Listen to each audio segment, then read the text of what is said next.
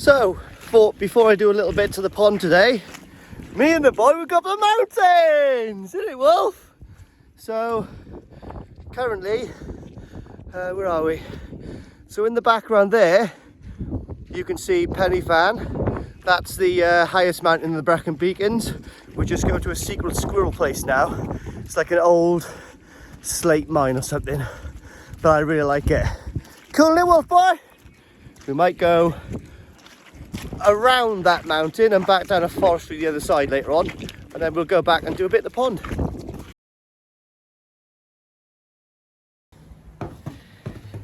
Lovely, back from Brecon. Lovely little walk with the boy.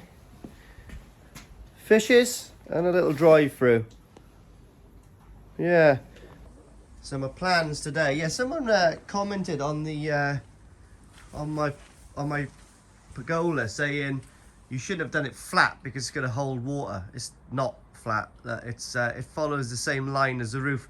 It's a mate, it's a hell of a drop there, to be honest. It's about 8-9 inches drop there.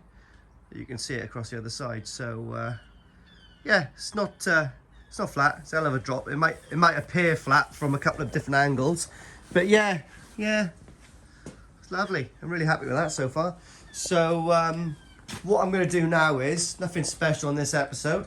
I am going to clean up everything. I tripped over that last night, and you should see the bruise on my shin. But I've got to jet wash everything because the decking's getting a little bit slippery up there, and hopefully I can get another coat of black in here. I think it might be a little bit too late in the day to start tiling, but it's taken a little while to dry on the wall here because there's a bit of moisture coming through on the wall. But all of this that looks bang tidy. Needs obviously another coat, but yeah, the timber, it looks bang tidy. Yeah, but like I said, that wall there should dry up a little. Once I've rendered the outside, I'm going to put some waterproofing in the render, and it should be good. So another thing I'm going to check today as well is my KH, because it's been about a week since I've done the last KH check, and I just want to check that out. But another thing I can do is Secoflex some of this. Still a little bit damp in areas. I think it's a little bit of moisture in here, isn't it? Anyway, so it's going to take a little bit longer to cure, to go off, as it were. But it looks really cool. I really like this this effect. That looks class, doesn't it? There she is. She's going off. Hey boy!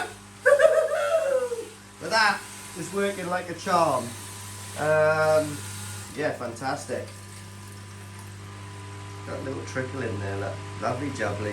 I think I might move.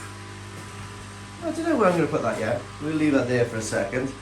But I could put a little heater in here for a while. Let me see if I've got one down the shed. I think I might have. Might whack it in and just see if I can cure this off for an hour. So guys, I've decided to do my weekly check of my pond parameters.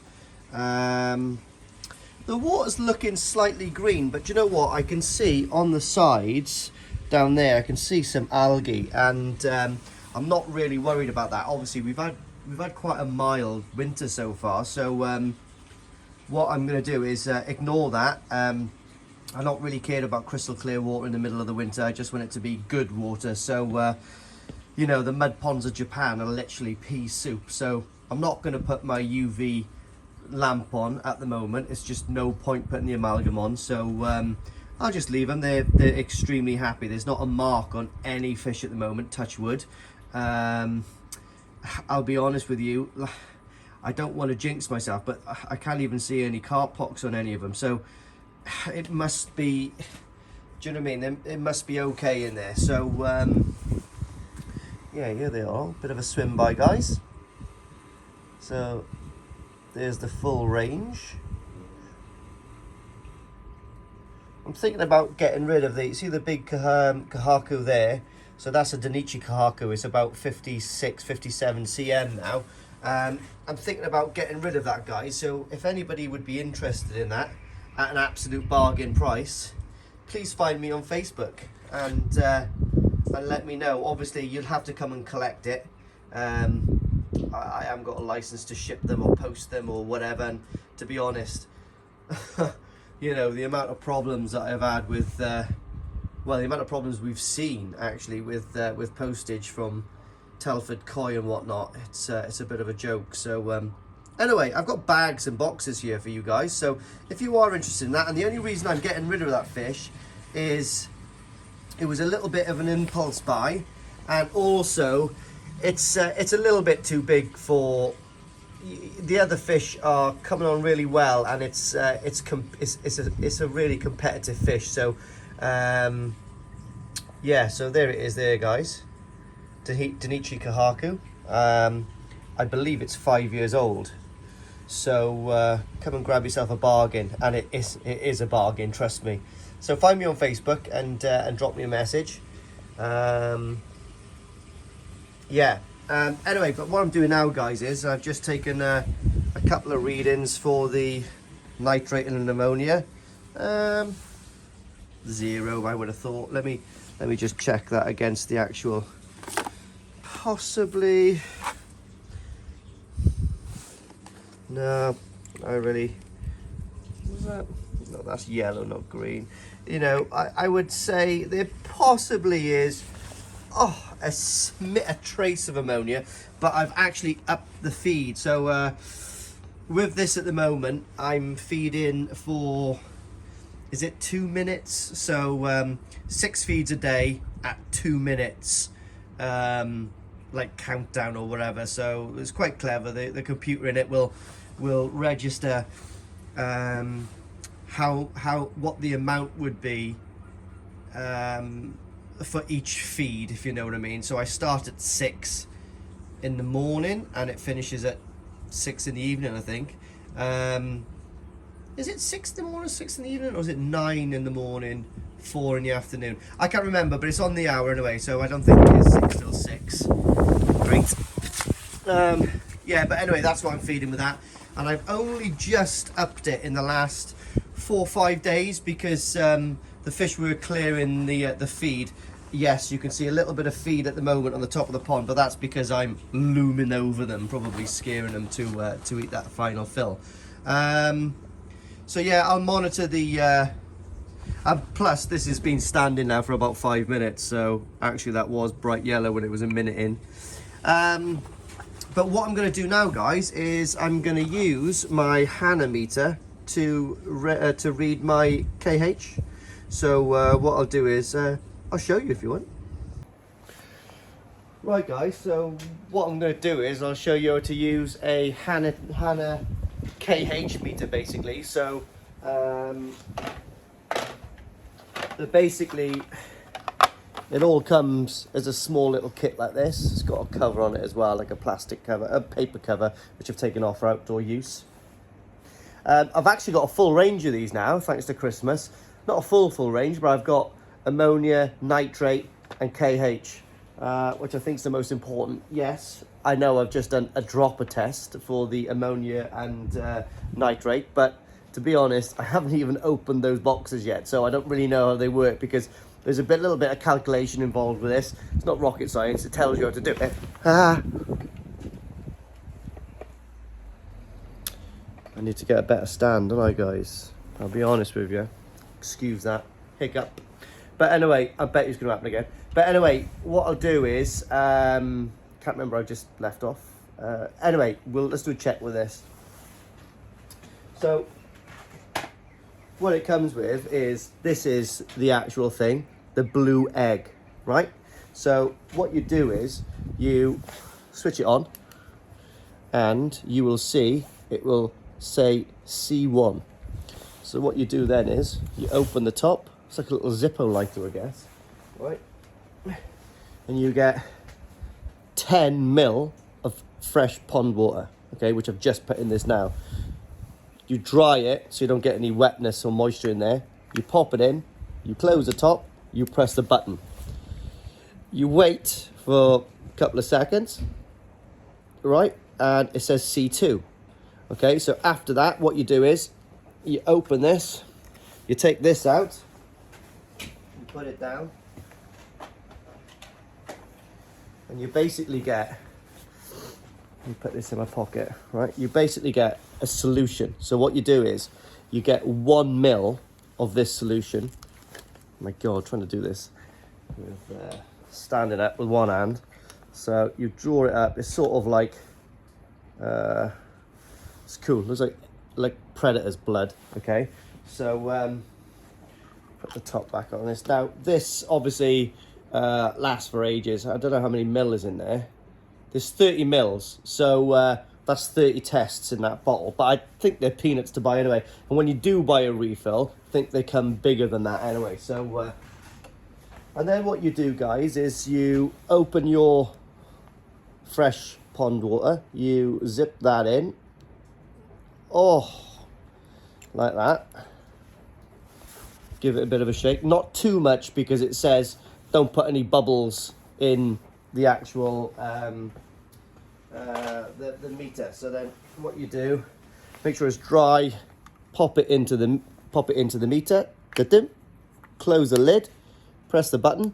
This takes a little tiny bit longer, but then she'll come up with a, there we are, 123. So what you do, you divide, you put that onto your phone calculator, 123, divide it into 17.9. So let's do that now. I can't because I'm using my phone. I'll be back in 2 minutes.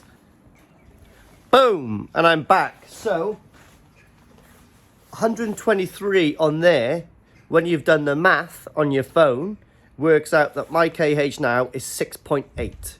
Very, very accurate.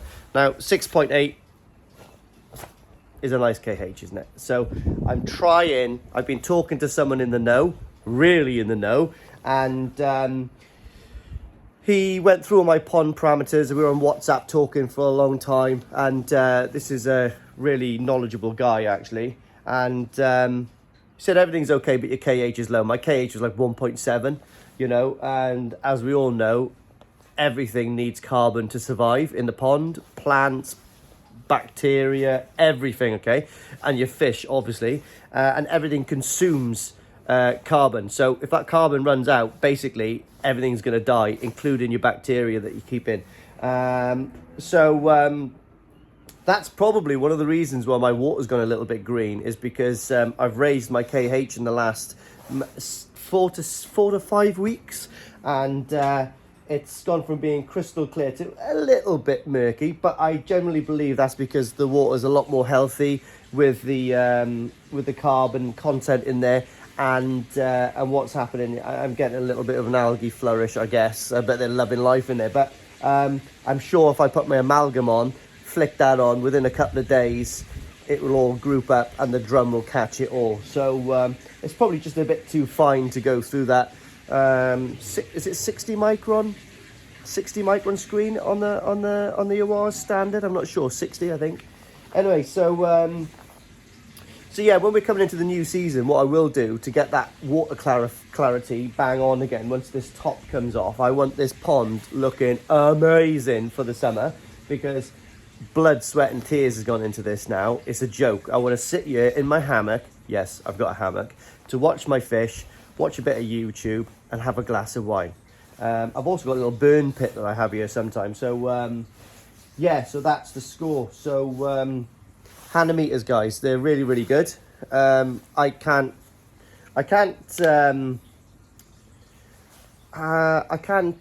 really say much or tell anyone that it's an amazing thing to get all of them, because I haven't checked all of them yet.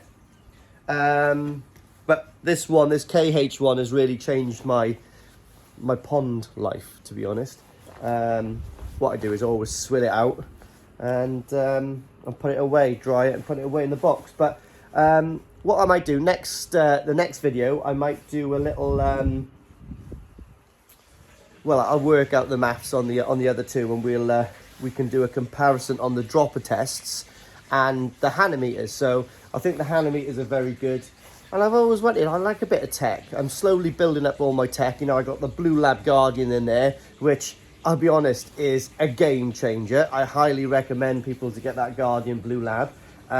You just got to calibrate it once a month. You get the solutions. It's a piece of cake. It literally takes 2 seconds. It's a joke.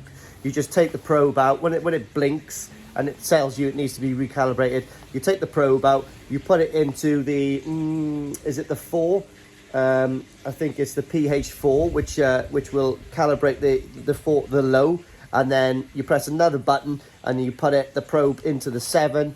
Press a button, it calibrates, and it's got the 2 levels to calibrate, and it's back on for another for another month. So 4 weeks a month. So it's class, and you can just go straight in there, and there's nothing better to build your confidence when you can go in there and you can go, right, temperature 18, my drum says 18, and my air source heat pump says 18. So it's brilliant. So you've got 3 fail safes for the temperature. You can go in there then as well, and you've got the TDS. A bit of interest in that, but it's not the end of the world, like, do you know what I mean? So my TDS has gone up to about 180 to 250 since my KH has risen to about between 6 and 7. Obviously it's something to do with that, but I've been told by someone in the know, just pretty much disregard TDS as long as it's not pathetically high or low. Now, if you can remember, when my KH was low, my TDS in the pond was, well, it went down to 70, I think, at one point, and I was really chuffed with it, and I thought, oh yeah, that's cool. But I don't think it's really necessary to worry about that. Oh, here's the long-eared general. What do you want? Just love you. She loves me. She wants something. Takeaway, probably. Yeah, and also on there, so it's got temperature, TDS, and pH. Mate, it's brilliant going in there and looking at my pH. But to be honest, I've had no problems with pH at all. Once I've got on top of my KH, it's true. It really balances everything out. It's amazing. I was really, really worried about my pH for a long time, going, oh, I need to, like, get my pH bang on. But I'm telling you now, I know now, because what I done is, for about 2 weeks, I had a piece of paper in my house, and for every single day, I done a KH test, right? And I was putting, on average, when I started at 1.7, I was putting about half a mug of bicarb in the drum to churn up before it got into the pond, and I checked the next morning and it would raise. So I know that a whole mug's worth of bicarb will raise my pond KH by a value of 1, literally pretty much on the button. So if I went out and checked now and it was 5 and I want to get back up to 6, just whole cup, boom, into the drum, into the media, churns it all up, dissolves it all before it gets into the pond, and then I can check it the next day, and I know for a fact it's going to be 6, 6.1, 6.2 maximum. So it's absolutely fantastic. Excuse me. And since I've done that, my pH has been boom. So yeah, excellent bit of kit. Kind of pricey. Again, I got this, not sponsored by Finch Filtration, but I did get it from him. Who knows, in the future I might need his expertise. So if you're going to buy a lightsaber, you'd buy one off Obi-Wan Kenobi, wouldn't you? Because you might want to know how to use it one day, or even turn it on. You know, you're not going to buy one, you know, off a mug in the back streets of, I don't know, Jabba's palace. So yeah, get these guys. They're pretty good. I think they're about 100 quid, something like that. Nice birthday present. I had 2 for Christmas. Bonus. Anyway, so that's about it today, guys. Not a very interesting one. Haven't done a lot, but I showed you a little bit of Brecon. I showed you that HAANA meter, which is pretty cool.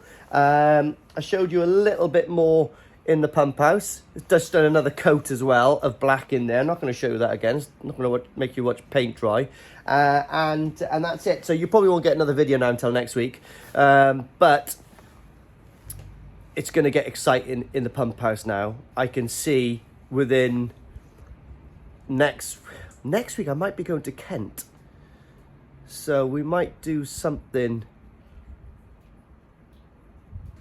dealer wise up there, who knows. But anyway, if I don't go to Kent to pick up the missus, then I'll be in the pump house getting it tiled, and prepping everything to get all my, I want to get all my barrels of food in there, so I need to put shelving up. I want to get my bar on the go in there, need to finish the floor, and then yeah, work out what I'm going to do with the returns and stuff that's going to be in the pond, in the inside of the pond. So that's pretty good. Someone did comment, have you thought about the returns and all that kind of stuff? Yeah, I have. So yeah, so we should be golden there. However, you don't know until it's actually done. But you know, I think the drum, I've got an extra return. I got to put a 20,000 on that.